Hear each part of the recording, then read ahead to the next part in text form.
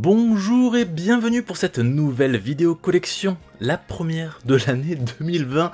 Ça fait un bail que j'ai pas fait de vidéo inédite sur la chaîne. En ce moment, vous avez remarqué qu'il y avait que des VOD de live, parce que en même temps c'est mon activité principale. Du coup, je suis entièrement dédié au live. YouTube, c'est un peu ma récréation, je fais des vidéos en plus, etc. Donc voilà, là j'en profite d'avoir un peu de temps pour vous partager un peu ma collection une nouvelle fois, et surtout que j'ai beaucoup de choses à montrer. Alors cette vidéo sera un peu plus dédiée aux mangas animés, en gros. Donc je me suis chopé des mangas, évidemment. Kurokawa a sorti les Perfect Editions de Fullmetal Alchemist, il fallait absolument que je les chope. À la base, j'avais pour projet d'acheter les versions japonaises, c'était déjà le cas, j'avais justement acheté les 2 premiers tomes, que vous pouvez voir ici. Donc franchement des éditions super bien maîtrisées de la part de Kurokawa. Ils ont belle couverture en relief, gros format, page couleur, traduction retravaillée également. Enfin, franchement ils ont fait un très bon taf sur ces éditions perfectes. Et du coup je vais me racheter toute la série comme un vrai Yankee. Pour continuer sur les parutions françaises, je me suis essayé à Jujutsu Kaisen, donc le nouveau manga du Jump, édité chez nous, chez Kiun. Donc les 2 premiers tomes sont sortis, le 3e arrive incessamment sous peu, ou alors il est déjà sorti, au moment où la vidéo sera diffusée. Du coup c'est le nouveau gros manga de baston du Jump, c'est un peu dans l'ADN de Bleach on va dire, en tout cas le héros est un peu dans cet ADN là. L'anime arrive en octobre, il sera réalisé par le studio MAPPA, ça vient d'être annoncé, du coup d'ailleurs le nom du studio.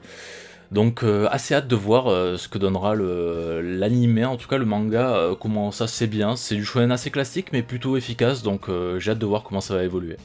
Comme un vrai Yankee qui se respecte évidemment, je me suis également pris les Shaman King, donc il y a la réédition qui a commencé à sortir chez les éditions Kana. Mais ils ont également sorti le dernier tome de ces rééditions. Alors pourquoi sortir le tome 1 et le tome 17 ? Parce que le tome 17 c'est ce qui est demandé depuis des années.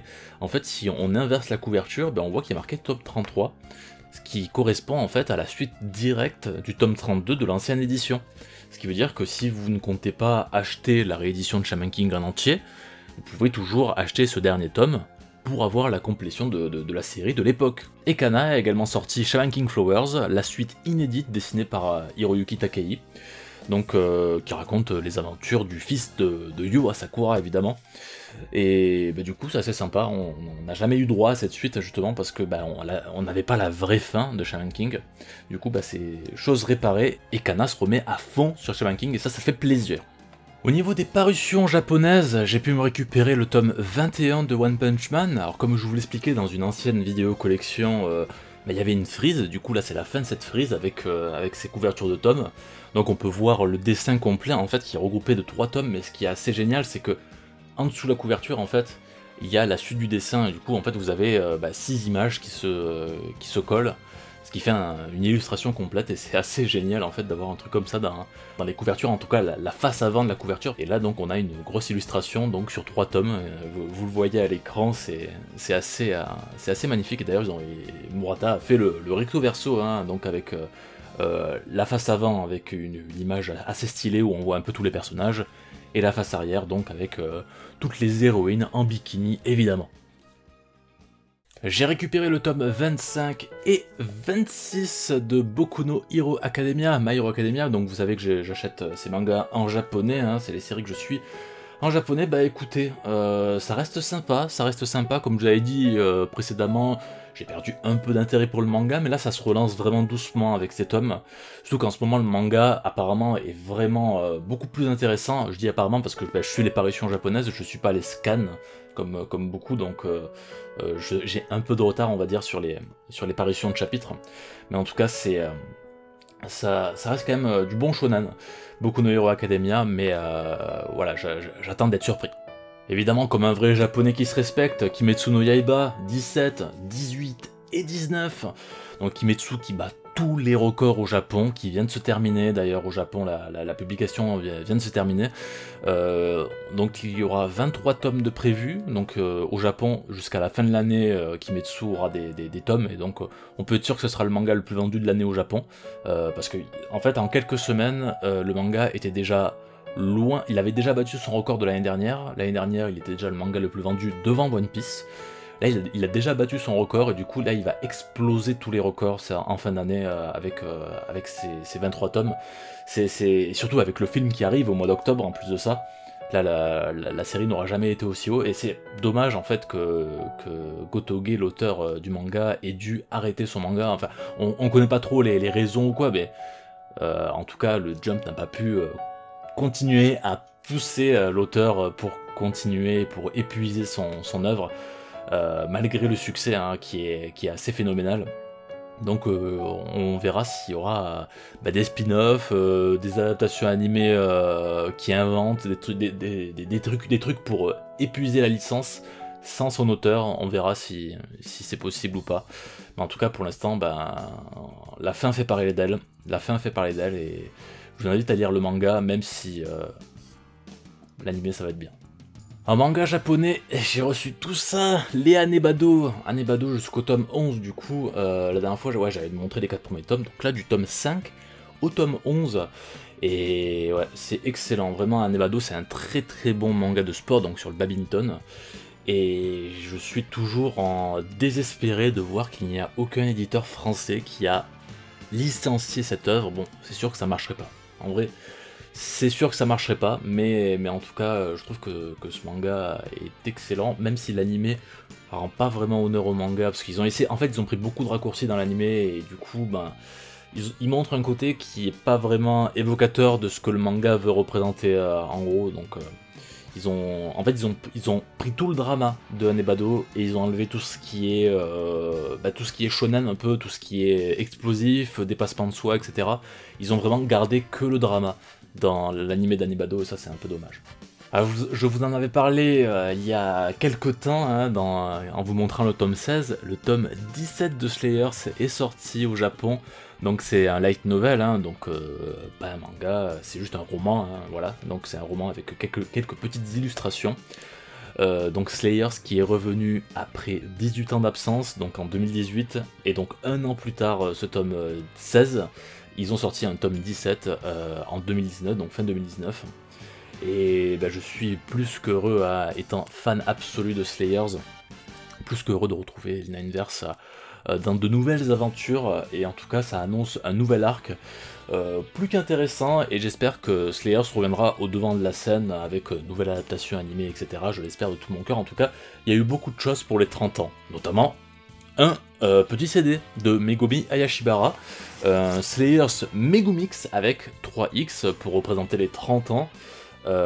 Donc voilà, donc un petit album qui regroupe toutes les chansons de Megumi Hayashibara sur Slayers pendant ses 30 ans. Et d'ailleurs, il y a un tout nouveau morceau inédit et des remixes aussi, quelques remixes qui sont vraiment intéressants et vraiment toujours un plaisir d'écouter les chansons de Megumi Hayashibara sur du Slayers. Et c'est pas tout.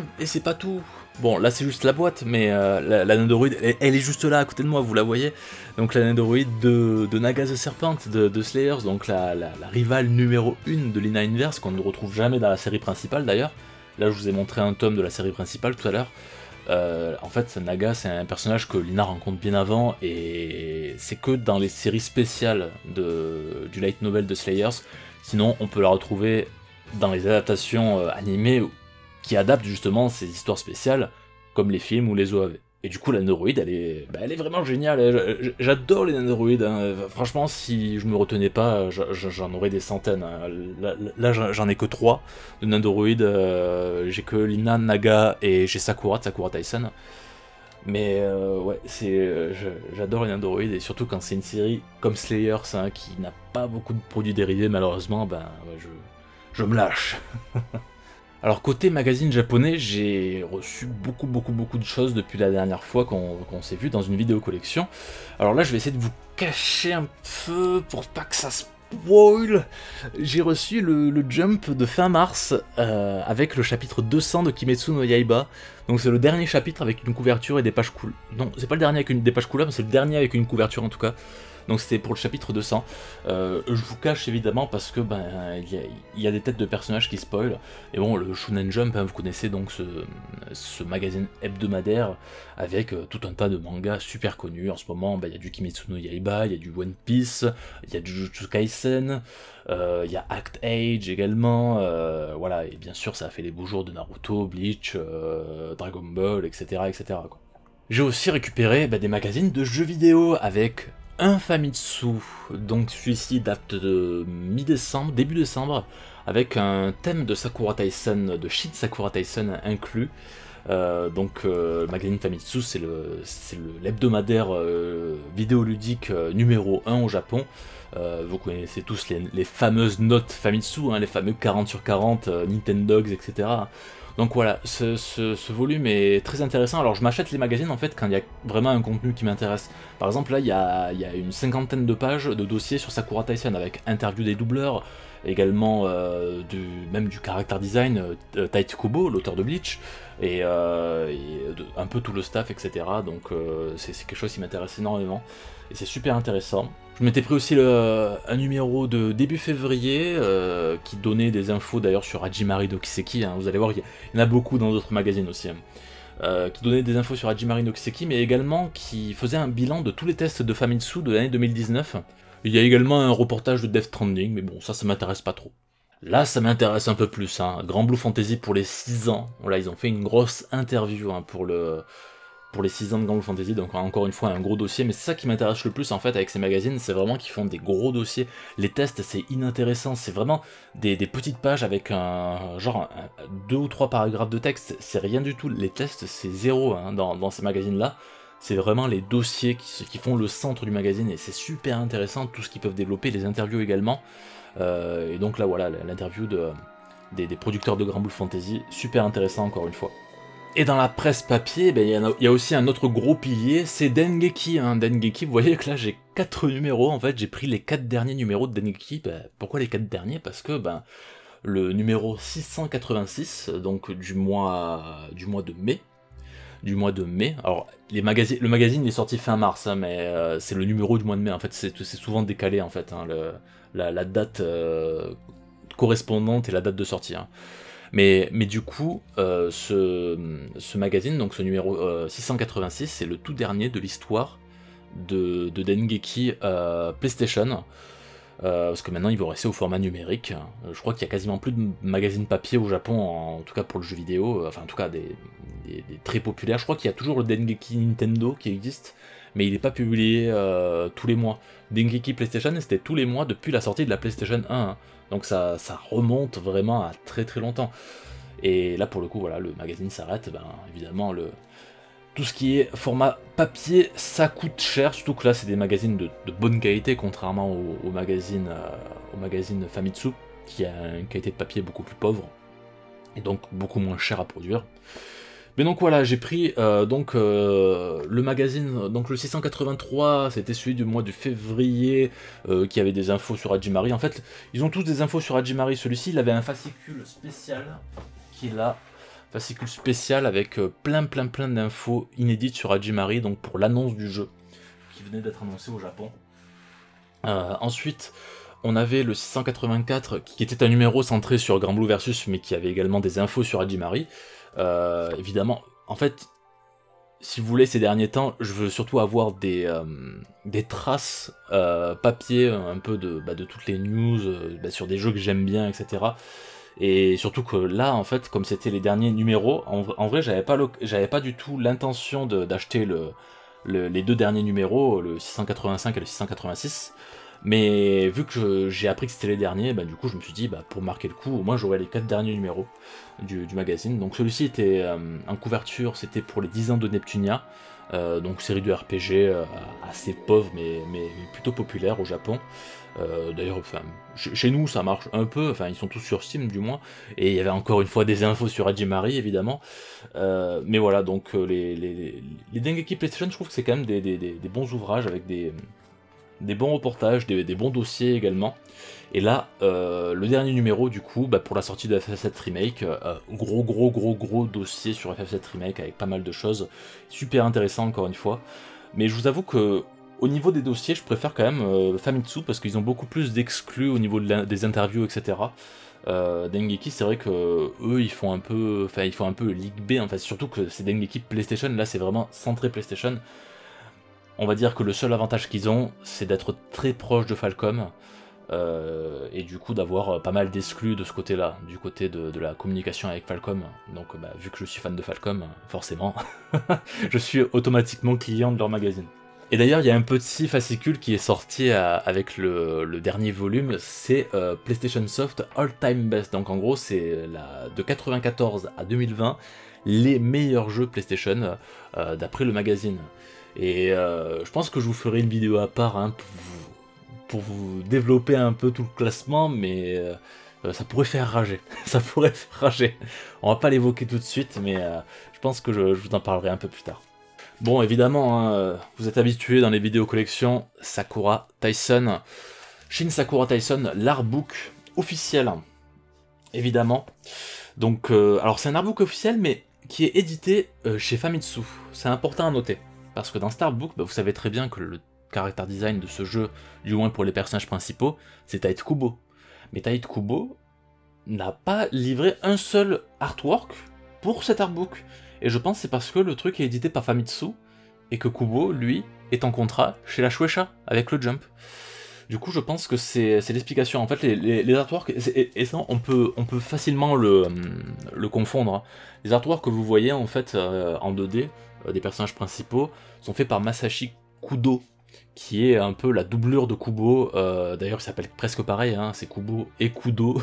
Donc Kudo, lui, c'est le character design de l'animé de Bleach. D'ailleurs, il travaille sur Tower of God récemment. Mais voilà, donc il a également travaillé sur Sakura Tyson en tant que doublure de Tite Kubo. Et du coup, ben, là, ils ont utilisé ses dessins à la place de ceux de Kubo pour cet artbook.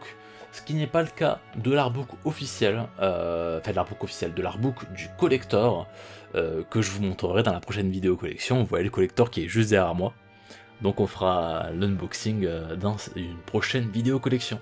Et le dernier objet de cette vidéo collection, Return to Avalon, l'artbook de Fate, réalisé par Takeshi Takeuchi. Du coup, toutes les illustrations de Takeshi Takeuchi jusqu'à aujourd'hui à peu près. Donc tout ce qui est dans Fate Stay Night, il y a aussi Fate Holo Ataraxia, Fate Zero, il y a du Fate Grand Order, etc. etc. Il y a beaucoup d'artwork. Vous voyez que le bouquin, il est énormissime. Vraiment très belle reliure en plus, très rigide. Vraiment un bel ouvrage, hein, un très bel ouvrage, le papier il est vraiment de très bonne qualité, et les artworks sont vraiment magnifiques. Hein. Alors Takeshi Takeuchi, pour le troller un peu, on dit toujours qu'il fait des Saberface, hein, c'est-à-dire qu'en gros tous les personnages, ils ont la tête de Saber. C'est pas tellement faux, hein, mais j'adore quand même son style. Il a quand même un style particulier, et vraiment, je suis content d'avoir cet artbook parce que j'ai toujours été assez proche de son style, j'aime beaucoup en fait ce qu'il dessine, donc... Écoutez, je trouve que pour moi, pour un fan de Fate en tout cas, c'est un achat assez indispensable. Voilà, c'est tout pour cette vidéo collection. Donc c'était un peu tout le contenu papier. Bon, il y avait un disque, il y avait également une figurine, mais voilà, c'était vraiment le contenu un peu manga, même s'il y avait des magazines de jeux vidéo. Mais la prochaine, ce sera le jeu vidéo en lui-même, donc il y a beaucoup de jeux, des collectors, etc. Donc le temps de tout vous montrer et tout, ça va prendre du temps. Donc il valait mieux séparer la vidéo en deux pour que vous ayez un contenu un peu plus digeste. Et du coup, je vous dis à très bientôt pour une prochaine vidéo. Portez-vous bien. Bye bye.